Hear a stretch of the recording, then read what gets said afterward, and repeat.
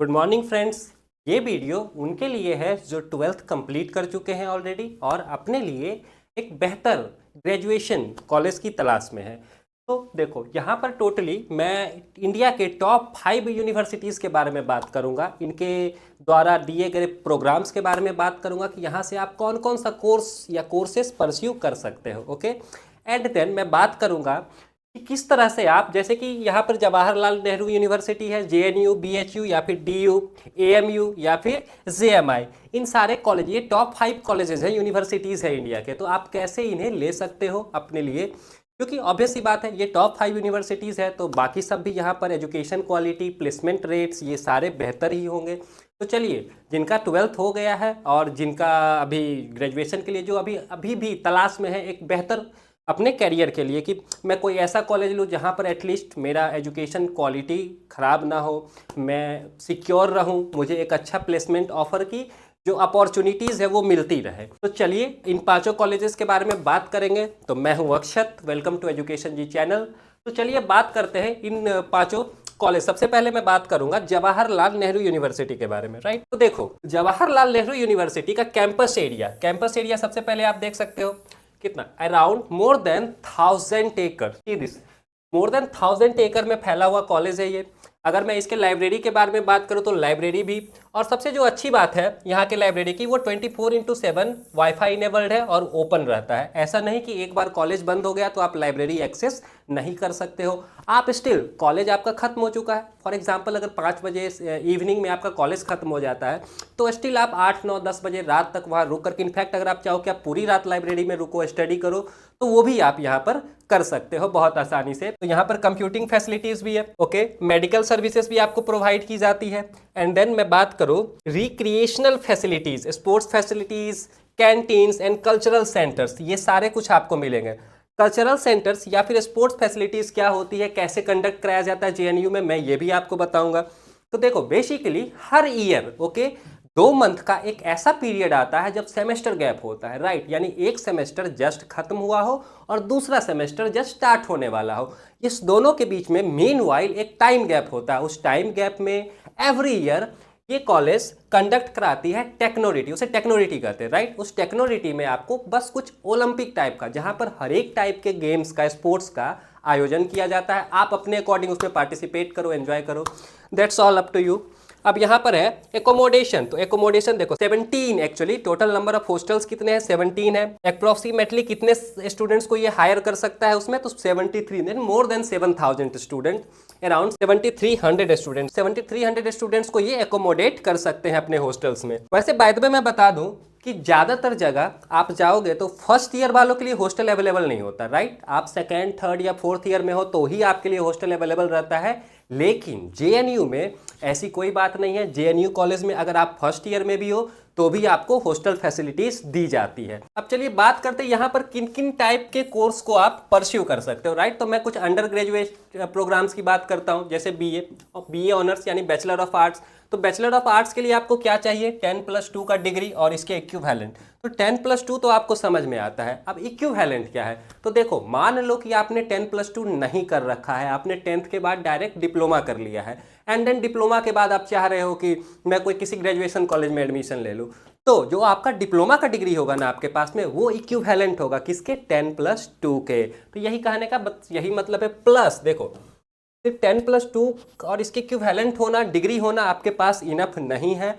आपको इस कॉलेज में बैठने के लिए या इस कॉलेज में एडमिशन लेने के लिए CUET क्लियर करना पड़ेगा। और ये सिर्फ इस कॉलेज के लिए नहीं है, मैं आपको जो टॉप 5 यूनिवर्सिटीज़ बता रहा हूँ ना, इन सारे कॉलेज में अगर आपको एडमिशन चाहिए तो आपको बेसिकली CUET में अपीयर होना पड़ेगा, राइट।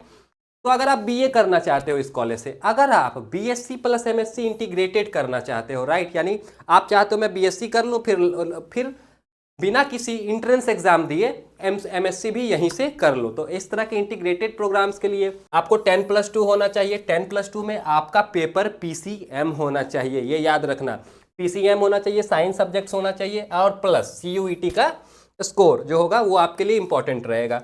एंड देन अगर मैं बात करूँ बीटेक, अगर आप जेएनयू से बीटेक करना चाहते हो, राइट, मैं चाहूँ कि मैं जेएनयू से बीटेक कर लूँ, तो आपको CUET हेल्प नहीं कर पाएगा इस बार। आपको क्या करना पड़ेगा, जेई मेंस का स्कोर यहाँ पर काम आने वाला है, यानी आपको जेई मेंस देना पड़ेगा, देन आप जेएनयू जैसे कॉलेज में बीटेक कर सकते हो वहां से। अब चलो कुछ पोस्ट ग्रेजुएट प्रोग्राम्स की बात कर लेते हैं। तो पोस्ट ग्रेजुएट प्रोग्राम्स में एक आपका एमए हो गया, राइट। तो एमए में टोटल नंबर ऑफ सीट कितने अवेलेबल्स हैं वो देखो 1131, काफ़ी बिग नंबर, बहुत बड़ा नंबर है ये।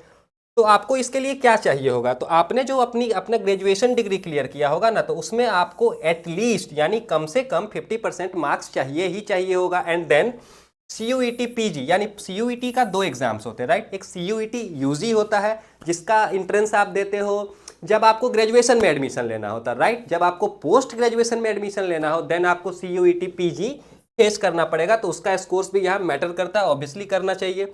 एंड देन आप देखो अगर आप MSc करना चाहते हो, राइट, तो अगर आप MSc करना चाहते हो तो बेसिकली वहाँ पर आपको 271 सीट्स अवेलेबल मिलेंगे। और BSc आपको चाहिए का, यहाँ पर आप ध्यान दो, BSc और इसके इक्विवेलेंट डिग्री अगर आपके पास है, राइट, कि अगर आपने मान लो कि आपने बीटेक कर रखा हो और जो भी इक्विवेलेंट डिग्री आपके पास होनी चाहिए वो साइंस से रिलेटेड होनी चाहिए। जैसे कि मैं बीटेक की बात कर रहा हूँ तो बीटेक जनरली अगर मेरा मैकेनिकल ब्रांच है तो बेसिकली मैं फिजिक्स की बात कर रहा हूँ, मैं फिजिक्स ज़्यादा पढ़ा हूँ उसमें, राइट।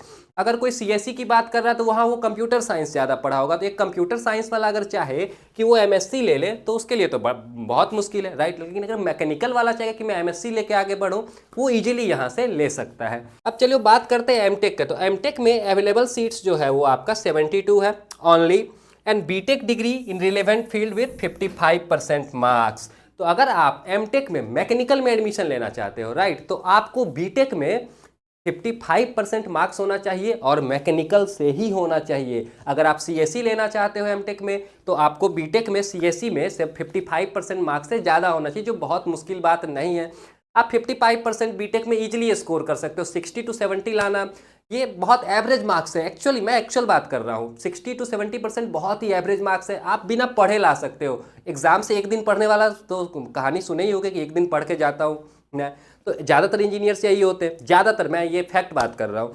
तो वो भी 60 to 70% ईजिली ले आते हैं। आपको डिस्टिंक्शन पार करने के लिए यानी 75% पार करने के लिए मेहनत करनी पड़ेगी। उससे नीचे बिलो 70, 60 to 70 अप्रोच करना ये बहुत मुश्किल बात नहीं है। अगर आप बीटेक कर रहे हो या आप लोगों में से किसी ने किया होगा तो वो शायद रिलेट कर पाएंगे। उसके बाद मैं MCA की बात करता हूँ। ओके, MCA में देखो नंबर ऑफ सीट्स अवेलेबल है 58। ओके, और यहाँ भी आपको बैचलर्स डिग्री में देखो 55% नंबर चाहिए होंगे, राइट। और हाँ, इसके एडिशन में आपको CUET PG का स्कोर्स भी यहाँ पर इक्वली मैटर करेगा। और यहाँ पर आप देखो MPH अगर आप करना चाहते हो तो इसमें नंबर ऑफ सीट्स काफ़ी कम अवेलेबल है, कितनी है, मात्र 11 है। And then MBBS with 55% marks और MSc nursing with 55% marks plus CUET PG का स्कोर। तो या तो आपके पास MBBS होना चाहिए विथ मिनिमम 55% मार्क्स, या फिर MSc नर्सिंग आपने कर रखा हो विथ 55% मार्क्स, तो आपका विथ मिनिमम 55% मार्क्स। आप याद रखना कम से कम आपको उतना चाहिए होगा। और हाँ, PG diploma in big data analytics. तो अगर आप PG डिप्लोमा करना चाहते हो बिग डेटा एनालिटिक्स से, तो वहां पर आपके लिए क्या एलिजिबिलिटी चाहिए वो देखो, या तो आपका MSc, नहीं तो बीटेक, नहीं तो BE। इन तीनों में से किसी एक में आपका एटलीस्ट 55% मार्क्स होना चाहिए, तब जाकर के आप क्या कर सकते हो, यहाँ से PG diploma in big data analytics आप यहाँ से कर सकते हो। तो चलो ये था एक कंप्लीट इन्फॉर्मेशन किस कौन कौन से कोर्स आप यहाँ पे परस्यू कर सकते हो, और हर एक कोर्सेस में आपके एलिजिबिलिटी क्राइटेरिया क्या है, तो अब आपको वो भी पता है, तो आप अपने अकॉर्डिंग यहाँ पर देख सकते हो। अब देखो पोस्ट ग्रेजुएट प्रोग्राम्स के लिए, okay, MA sociology, MA Arabic, MA Urdu, MA Hindi, MA Sanskrit, इन सारे प्रोग्राम्स के लिए जो मैंने यहाँ पर मेंशन किया हुआ है, देखो इसके लिए आपको परसेंटाइल कितना चाहिए होगा। ये 2024 का कट ऑफ है एक्चुअली, राइट, ये 2024 का कट ऑफ है। आप यहाँ पर देखो MA सोशियोलॉजी आपको करना है तो आपको जो कट ऑफ परसेंटाइल होगा वो 97.66% होगा। वाओ, दैट्स ग्रेट, बहुत बड़ा नंबर है ये एक्चुअली में। अब यहाँ पर देखो अगर आप MA अरेबिक करना चाहते हो तो उसके लिए भी परसेंटाइल काफ़ी है, 96 परसेंटाइल आपको चाहिए ही होगा। उसके बाद ये परसेंटाइल धीरे धीरे करके लो होते चले जाता है। अगर आप MTech करना चाहते हो डेटा साइंस से तो उसके लिए आपको ओनली 30 परसेंटाइल चाहिए होगा। देखो अगर आप MTech करना चाहते हो कंप्यूटर साइंस से तो आपको उसके लिए सिर्फ 34.33 परसेंटाइल चाहिए होगा। जबकि आप बाकी कोर्सेज का देखो, एमएससी फिजिक्स से करना चाहते हो तो 72 परसेंटाइल चाहिए, एमसीए करना चाहते हो तो 75.333 परसेंटाइल चाहिए आपको। तो आप यहाँ पर एक कंप्लीट लिस्ट देख सकते हो, आप चाहो तो वीडियो पॉज करके यहाँ पर स्क्रीनशॉट भी ले लो, जिससे आप बाद में इसे आसानी से देख सकते हो कि कहाँ पर आपको कितनी परसेंटाइल की जरूरत पड़ेगी अगर आप जेएनयू में एडमिशन लेना चाहते हो एक पर्टिकुलर कोर्स में। अब देखो जेएनयू का प्लेसमेंट रिकॉर्ड्स क्या है, तो प्लेसमेंट रिकॉर्ड्स के बारे में भी बात कर लेते हैं, ये बहुत इंपॉर्टेंट है।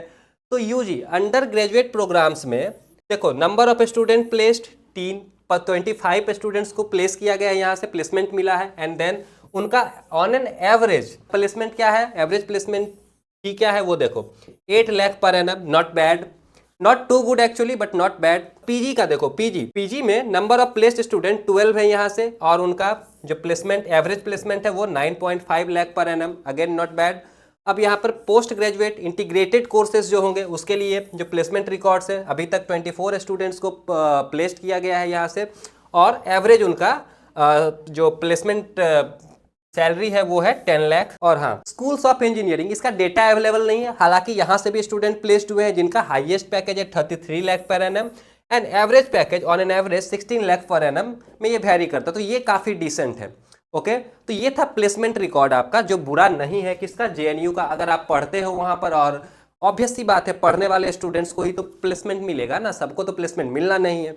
तो अगर आप पढ़ते हो वहाँ पर तो आपको प्लेसमेंट्स की अपॉर्चुनिटीज तो जरूर मिलेगी, अगर आप स्टूडेंट अच्छे होगे तो आप वहाँ से इजीली प्लेसमेंट ले सकते हो। तो चलो ये था कंप्लीट आपका जेएनयू के बारे में। तो अब हम बात करेंगे बीएचयू के बारे में, Banaras Hindu University, BHU, right. तो मेन कैंपस इसका southern edge of Varanasi, Varanasi में ये इसका मेन कैंपस है एक्चुअली में। देखो गंगा रिवर के किनारे, और ओवरऑल 1317 एकर्स में फैला हुआ कॉलेज है ये। आप इसे किलोमीटर पर स्क्वायर में भी, किलोमीटर स्क्वायर में भी देख सकते हो, ऑलमोस्ट 5.5 किलोमीटर स्क्वायर में इसका एरिया है, काफ़ी बड़ा है ये एक्चुअली। अब देखो इसमें साउथ में भी एक कैंपस है, spread over 2700 acres, wow 2700 acres, खुद देख लो, 11 किलोमीटर स्क्वायर में फैला हुआ college. Okay, Mirzapur district about 60 kilometre from Banaras, तो बनारस से 60 किलोमीटर के डिस्टेंस पे एक साउथ कैंपस भी आपको मिल जाएगा इसका। एकोमोडेशन देखो, एकोमोडेशन ओवर 65 हॉस्टल, तो 65 हॉस्टल्स पे ये ऑन एन एवरेज 12,000 मतलब 12,000 स्टूडेंट को क्या ये एकोमोडेट कर सकती है। यहाँ पर आपको म्यूजियम्स भी देखने को मिल जाएंगे, म्यूजियम्स में आप Bharat Kala Bhavan with 1 lakh plus artifacts, paintings और अदर कल्चरल आइटम, आर्टिफैक्ट्स वगैरह समझते हैं, आर्टिफैक्ट्स कुछ वैसे आर्ट्स जो काफ़ी यूनिक हो, या फिर paintings, unique paintings and other cultural items आपको यहाँ पर देखने को मिल जाएंगे। चलिए तब आगे बात करते हैं इस बीएचयू के बारे में। अब यहाँ से आप कोर्स कौन कौन सा परस्यू कर सकते हो, राइट, कौन कौन सा कोर्स आप कर सकते हो, तो ये देखो बीए, बीएससी एंड बीकॉम, ये 3 कोर्स आप कर सकते हो यहाँ से।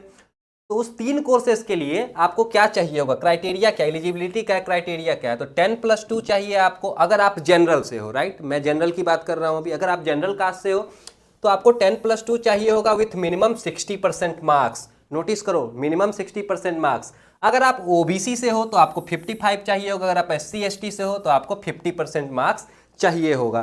तो देखो जनरल के लिए 60 है, ओबीसी के लिए 55 है, एंड देन SC ST के लिए 50% है। तो ये बहुत ज़्यादा ह्यूज डिफरेंस नहीं है, ओवरऑल कहें तो 60 to 50 बहुत ज़्यादा ह्यूज बेनिफिट नहीं है। अगर मैं बीटेक की बात करूँ तो बीटेक के लिए आपको बीएचयू में एडमिशन लेने के लिए आपको क्या एलिजिबिलिटी क्राइटेरिया चाहिए होगा, तो 10+2 विथ पीसीएम, तो पीसीएम से आपका 10+2 होना चाहिए मिनिमम रिक्वायर्ड एग्रीगेट के साथ में, राइट। एंड देन आपको जेई मेंस का स्कोर्स भी यहाँ पर मायने रखेगा, जेई मेंस के स्कोर के अकॉर्डिंग ही आपको ये कॉलेज दिया जाएगा। तो अब चलो देखते हैं पोस्ट ग्रेजुएट पर, ये तो था ग्रेजुएट अंडर ग्रेजुएट प्रोग्राम। अब पोस्ट ग्रेजुएट प्रोग्राम्स में चलो देखते हैं। तो एक एमए है, एमएससी है, एमकॉम है। तो देखो bachelors degree in relevant field with minimum required percentage, तो रिक्वायर्ड परसेंटेज आपका यही होगा, जनरल के लिए 60, ओबीसी के लिए 55 एंड देन SC ST के लिए 50%। एमटेक अगर आपको करना हो तो बैचलर डिग्री चाहिए आपको रिलेवेंट इंजीनियरिंग फील्ड में। अगर आप मैकेनिकल से एमटेक करना चाहते हो तो आपका मैकेनिकल से ही बीटेक होना चाहिए, देन आप यहाँ पर एडमिशन ले सकते हो।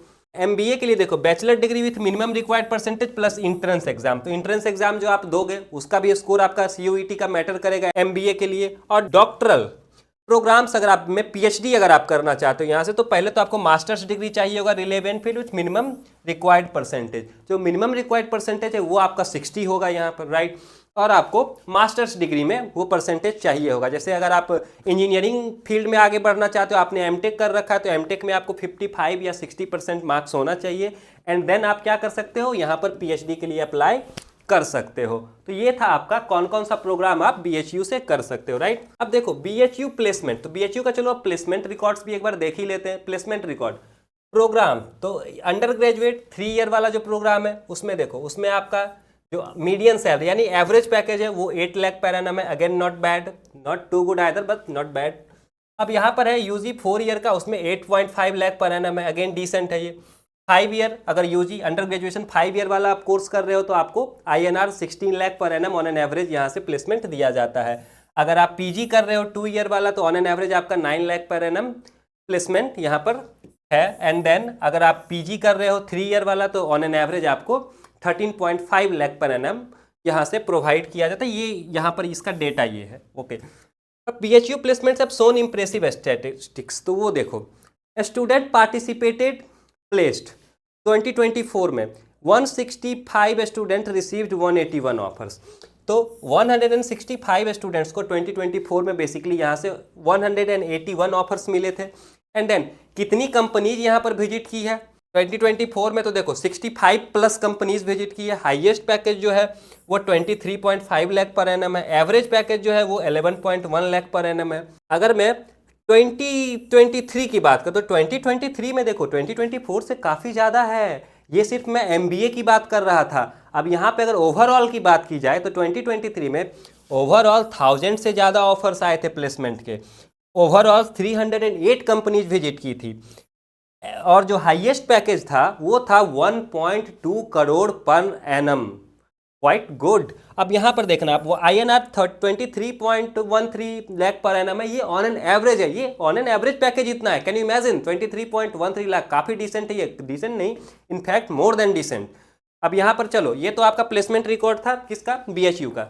अब बात करते हैं डीयू के बारे में, दिल्ली यूनिवर्सिटी के बारे में। तो दिल्ली यूनिवर्सिटी देखो, एक उसका एक नॉर्थ कैंपस आपको मिल जाएगा, एक साउथ कैंपस आपको मिल जाएगा, राइट। तो वहाँ पर आपको 2 कैंपस मिल जाएंगे, दोनों ही दिल्ली में है। अब कॉलेजेस, तो colleges 99 affiliated colleges spread across Delhi. तो इस डीयू से अलग अलग 91 जो कॉलेज हैं वो एफिलिएटेड हैं और दिल्ली में ही अलग अलग जगहों पर हैं। एकोमोडेशन क्या है इसका, तो देखो limited hostel facility available in only 20 colleges. तो हॉस्टल फैसिलिटीज इस कॉलेज का बहुत बेहतर नहीं है, स्टिल डिसेंट है। लेकिन अगर मैं कंपैरिजन लूँ, अगर किससे कंपैरिजन करूँ, बीएचयू से या फिर जेएनयू से, तो उस लेवल पे नहीं है इसका हॉस्टल फैसिलिटीज़। आपको लिमिटेड हॉस्टल फैसिलिटीज़ मिलेगी, वो भी सिर्फ 20 इसके अलग अलग ब्रांचेज में, सारे में आपको हॉस्टल फैसिलिटीज़ भी नहीं मिलना है। एंड देन इसका जो सबसे ओल्डेस्ट कॉलेज है वो मैं बात करता हूँ, वो है Zakir Hussain Delhi college. Zakir Hussain Delhi college carrying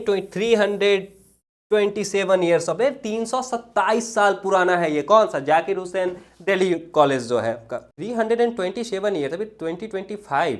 okay, यानी ये 1698 के आसपास बिल्ड किया गया था, तो बहुत पुराना हो गया ये तो। चलो अब बात करते हैं कि दिल्ली यूनिवर्सिटी से आप कौन कौन सा कोर्स परस्यू कर सकते हो, एग्जैक्टली कौन कौन सा कोर्स आप परस्यू कर सकते हो। तो देखो यहाँ पर बीए आप कर सकते हो। बीए के लिए आपको क्या चाहिए होगा, एलिजिबिलिटी क्राइटेरिया क्या है इसके लिए, 10+2 चाहिए या इक्विवेलेंट चाहिए। अगर आपने मान लो 10+2 नहीं करके डिप्लोमा कर रखा हो तो भी आप इसके लिए एलिजिबल हो। एंड देन CUET का UGS कोर्स आपको चाहिए ही चाहिए होगा। बीकॉम के लिए भी सेम है, 10+2 with required subjects and CUET। BSc के लिए भी सेम है, 10+2 विथ साइंस, क्योंकि BSc अगर आप लेना चाहते हो, बैचलर ऑफ साइंस लेना चाहते हो, तो आपको जो आपका जो 10+2 होना चाहिए वो PCM होना चाहिए उसमें, और प्लस आपका CUET का जो स्कोर होगा वो रिलेवेंट होगा। अब आप अगर पोस्ट ग्रेजुएट प्रोग्राम्स की बात करो, MA या LLM या MBA या MED या PhD की, मैं डॉक्टरल प्रोग्राम की अगर मैं बात करूं, तो आप यहाँ पर देख सकते हो कि कितना किसमें एलिजिबिलिटी है।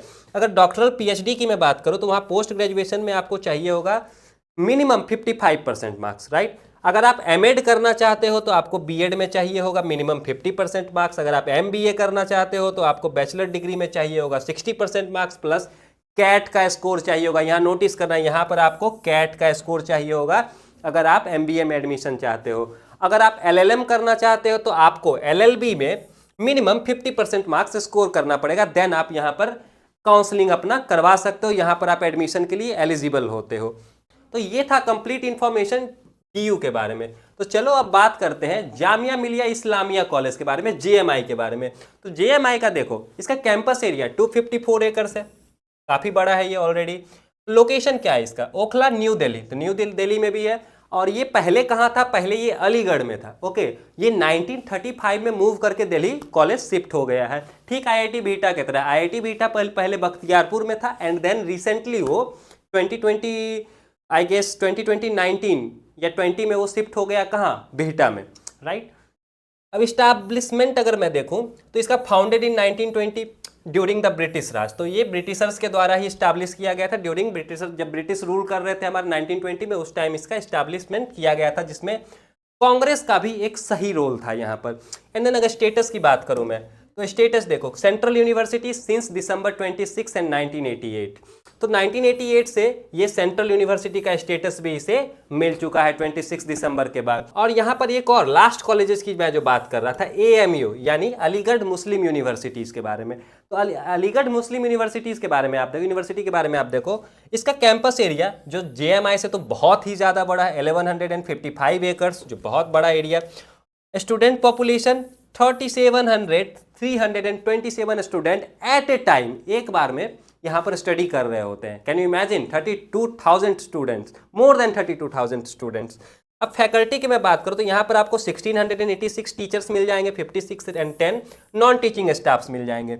ओके, तो आप इसी से देख सकते हो, आप एक आइडिया लगा सकते हो कि कॉलेज किस लेवल पे ये आपको कोर्सेज प्रोवाइड करेगी, जब फैकल्टीज़ के नंबर से इतने बड़े हैं। तो रेसिडेंशियल फैसिलिटीज़ 80 हॉस्टल्स हैं, यानी टोटल 80 हॉस्टल्स हैं, एंड 19 हॉल्स ऑफ रेसिडेंस आपको मिल जाएंगे, जहाँ पर जैसे प्रोफेसर्स वगैरह का रेस्ट करने के लिए बनाया जाता है।